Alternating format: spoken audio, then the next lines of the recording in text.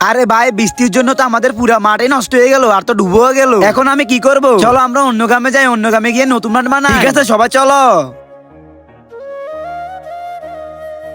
এ ভাই, তুমি মাঠটা অনেক ভালোভাবে মানাবে, তাহলে খেলতে অনেক ভালো লাগবে। হ্যাঁ ঠিক আছে।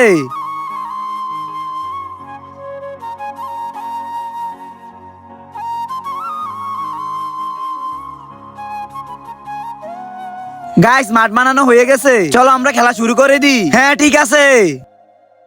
আরে মাঠ তো বানানো হয়ে গেছে, কিন্তু আমাদের কাছে তো বল নাই। আরে ছোটু, তুই আজকে ব্যাট কেন আনিস? আরে ভাই, আমার ব্যাট তো চুরি হয়ে গেছে। আরে ব্যাট ছাড়া আমরা কিভাবে খেলবো? এই বল দিয়ে আমরা কিভাবে খেলবো? দেখো এখানে কজন দাঁড়িয়ে আছে, ওদেরকে বলো।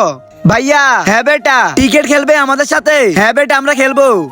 বেটা তুমি ব্যাটিং করো, তাহলে আমরা বল করি। ঠিক আছে।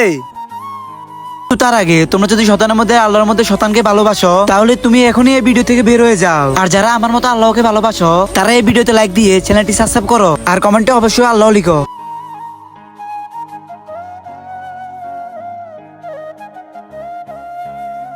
আরে ভাই, এই ছোট তো অনেক ভালো খেলে।